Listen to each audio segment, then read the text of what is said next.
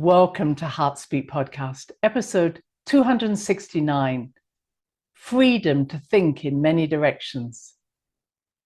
Well, hello there, wherever you're in the world. It's good to be back with you, and happy Thanksgiving to all of live in the United States. It's a time of celebration, a time of giving thanks to where we've come from, the family and friends who have supported us during this time, and to be grateful for what has happened, especially over the last few years, laying aside differences and coming together in a way that we would love to see across the world, where we are looking forward to what do we want for future generations. And it reminds me of a time when my husband and I traveled to Guatemala with friends who were Native American from the Lakota tribes. And we went out to dinner together.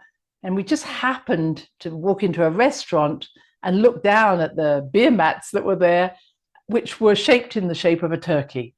And we had to laugh because here we were on Thanksgiving evening with our wonderful indigenous beings and friends eating in a restaurant that was represented by a turkey.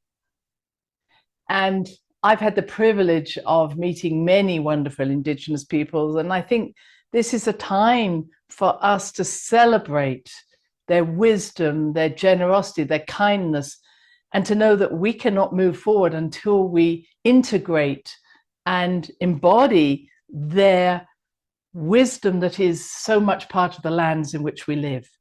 So wherever you are in the world, each of us is already rooted into these very ancient cultures, and it's time we celebrated them and gave them the respect they deserve. Doesn't matter where you are in the world, this is true for all of us. And I always felt that until we do this, we will not have peace on this planet. And as we move forward with that thought, I will move into what's happening in the skies. And then I want to talk a little bit more about dragon energy from something I've learned. And then finally end up with giving you some suggestions of how to clear your thoughts, your emotions, and become more settled in yourself, because this is really important at this time. So let's just start with what's going on in the sky.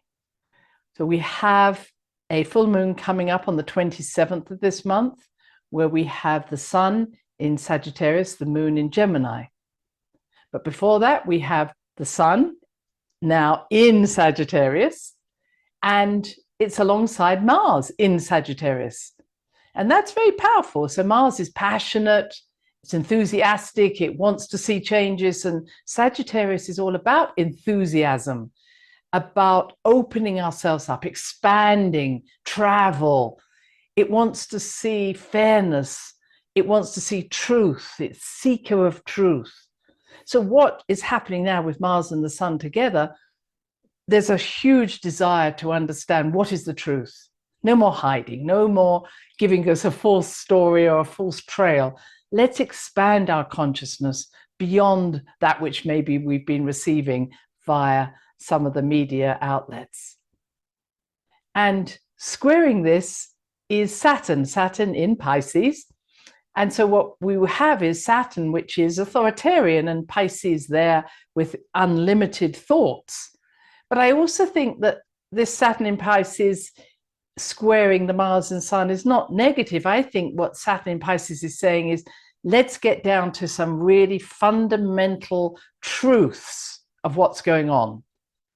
And it may be something you're seeing out in the world, but it's also happening within you. What is the fundamental truth of where you're going?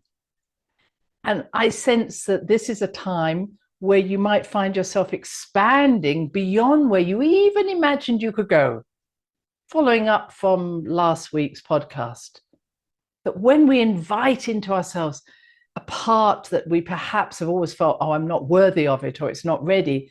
When we invite this part in and we say, I'm ready, many doors open, many challenges disappear, and we see passageways leading us to places we never even imagined we could go. And to me, that's what's going on this month, this sense of laying down a strong foundation of I'm ready and I'm off. And that may mean that you also find that you are stopping some things. realizing that where you thought you were going is no longer fulfilling you. Or you may find that you've come to the end of maybe a relationship, or a relationship with an organization, or even a work relationship. So I also see some stops before you can set off in new directions. And as I said, there we have this full moon in Gemini. So Sagittarius is about wanting to expand our directions in which we can go. And Gemini is the communicator. So it's expanding our ability to communicate, as well as expanding our communication with our spirit guide. So it also expanding our ability to listen, to hear our higher self. So this ability to listen, communicate, express ourselves is becoming heightened, partly because the veil between the dimensions is also getting thinner, which is what we're seeing as our magnetic field weakens. So it's easier to hear what's going on, to have dreams that allow you to connect with the spirit world. So your dreams may be becoming more vivid, and like me, you may be actually having dreams about people who have passed over, or you're getting messages in the night and you're going, wow, this was very vivid, this was very clear. So communication is really being enhanced.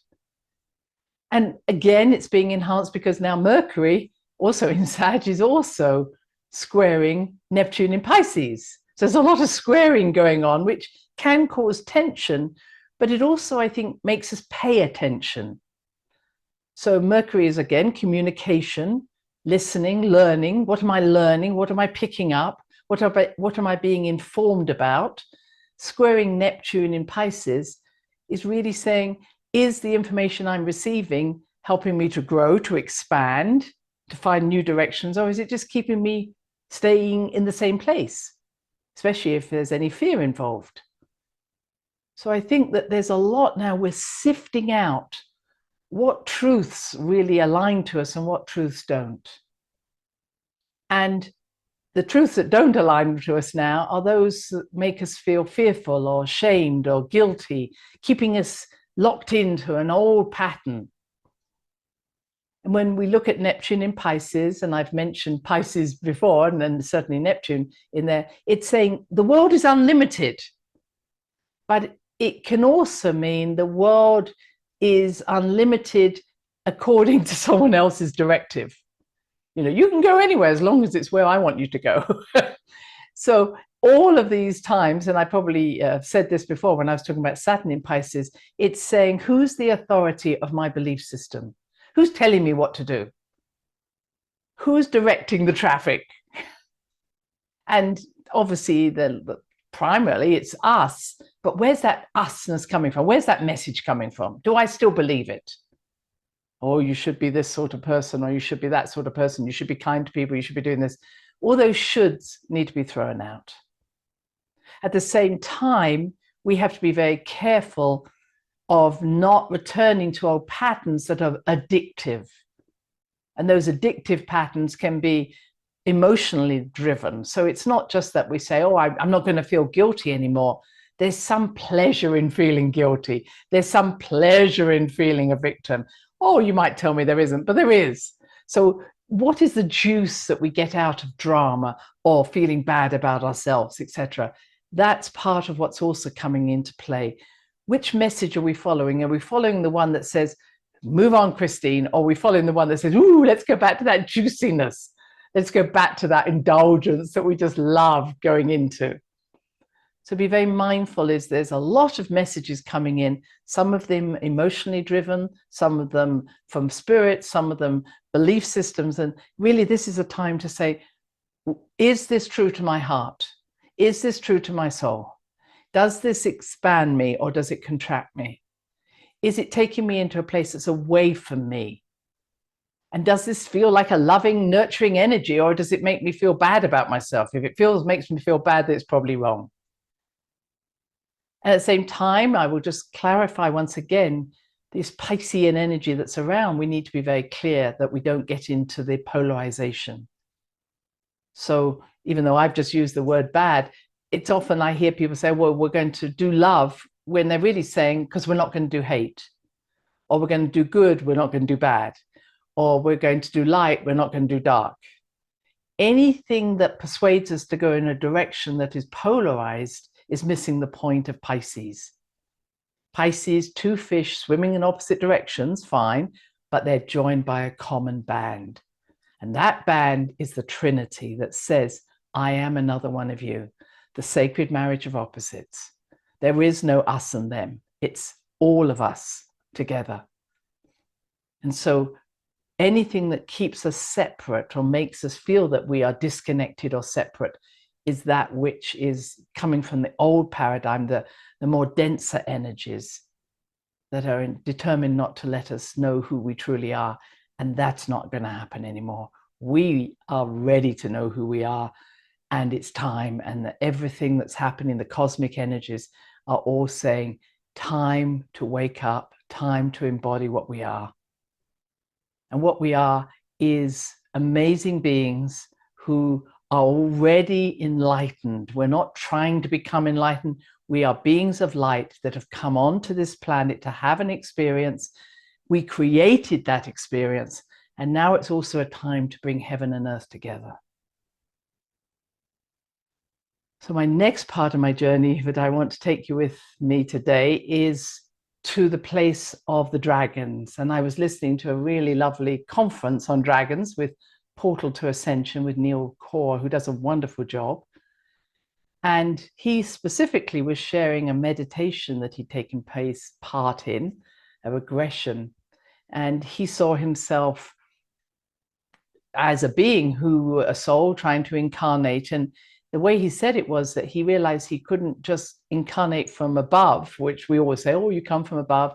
He said, no, I had to actually break myself down. I had to be a subatomic particle and be born from the heart of Mother Earth. And I just love that. So that what he describes is that we come in as subatomic particles. You could say light. And that light is then molded by the elemental energies from a waveform into a particle form. So it's the elements, and then we take on the minerals, and then there's Christine. And what he describes is that the dragon energy, and you can call it a dragon if you want, but a dragon takes your light body, your soul, and incarnates it through these various steps, the elements, the minerals, into who you are. And it's the dragon's ability to live both within the spirit world and the light world and in the physical world that allows it to be our midwife into life. I thought that was beautiful. So yes, you could say, well, I have a personal dragon energy or a personal dragon, but that personal dragon is really an energy, a midwife that is encompassed in your very creation. And what he described was that every child has this dragon energy within them, sometimes known as an invisible friend, and that dragon energy is very current and present for the first 3 years of a child's life. So what he describes is in those first 3 years, and again, try not to get lost in the figure of a dragon, but we are very connected for the first 3 years of our life to all creation. Everything is possible. And so a child has these multiple connections to different dimensions because of its connection to this dragon energy. And then at the age of 3, that dragon energy starts to dissipate, but it lives within our heart. But what it's doing is saying, okay, now you make your choices. And it was interesting to me because I had also read that at the age of 3, a child has the most synapses or connective sites within its brain. That's the maximum connections, synapses. And I thought that's brilliant. He's using that same figure, age 3, to say at that time, we can go anywhere. We're unlimited. But from 3 years on, we start to make choices that will be more concurrent with our soul's intention. That's beautiful. So wouldn't it be lovely if we understood that about our children, and especially a 3-year-old, saying, okay, now you're making these choices. Now you're coming into your soul's incarnation, but not ever forgetting that all those choices were there. All you did was shut some doors, shut down some synapses. And what I'm sensing as we talk about the awakening of the DNA, or I talk about the awakening of the DNA, that we're also awakening those portals, those doorways. So what we may have shut down at the age of 3 is now awakening.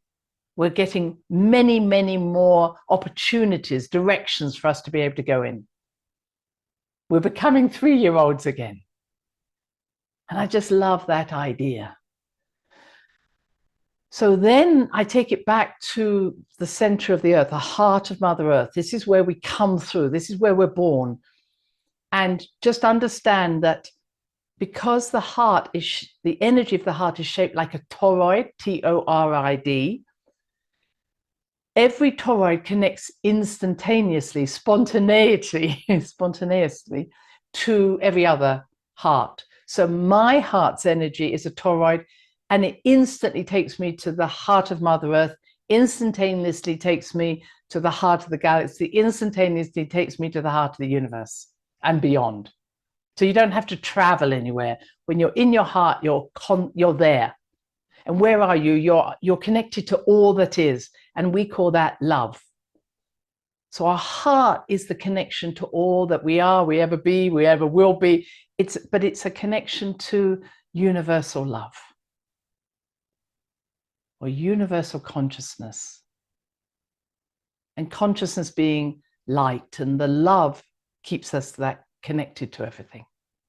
So we go to now the heart of Mother Earth, from which we are born as human beings. And this ties in so much to many traditions, especially of the Native Americans, where they believe they are born from the earth. They're not born from the sky. And so that many of their kivas or their birthplaces are within the earth. Same with the cenotes in Mexico. We come out of the waters of the earth. We come out of the earth. That makes more sense to me. So we go back to the heart of Mother Earth. And many, many years now, I've seen at the heart of Mother Earth this 16-pointed star. And I always wondered what it meant. And I looked and looked, and people would give me different ideas. And it wasn't until I actually saw that the CIA, of all people, have as their symbol the 16-pointed star. And what that means to them is we can go in any direction. We interfere in many directions.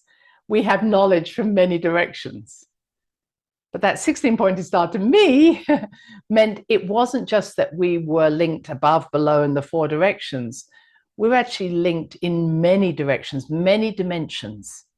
And that when we're in our heart, we can access these many directions. Okay? So when I worked with that idea, I saw that if we have that 16-pointed star at the center of Mother Earth, the dragon energy, which I could say is the magnetic energy created by the liquid core of Mother Earth, actually finds its way to the surface in many directions. Are you with me? So we're in the center, and it's a sphere, we'll make it a sphere, Mother Earth, and now this energy is passing out in many directions. It doesn't always go straight, it's more like a serpentine energy, but it's moving out in many directions. And what is important is that the dragon energy creates dragon passageways. And as I've called them before, they are arteries or veins of Mother Earth. So in exactly the same way, our heart is the first organ to be created within the embryo. So the heart and its pulsation sends energy out around the body, and it's that energy that we then call blood, but it's the blood that forms the channels that we call arteries and veins, rather than the arteries and veins being there first. And this is some idea that has been put out there a long time in embryology, is that what we may consider an artery and vein then being filled with blood, it's the other way around.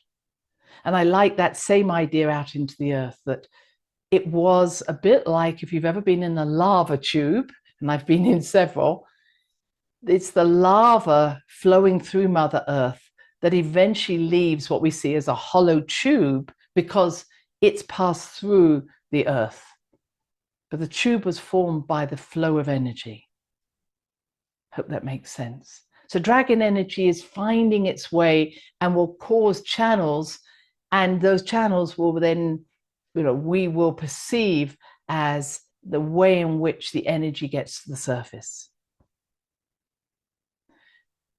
Now, following that thought, I really wanted just to say that this idea of the heart being the source of energy flowing to the surface, I want it also to be seen now as the way in which creation or consciousness reaches the surface to create something, I should say.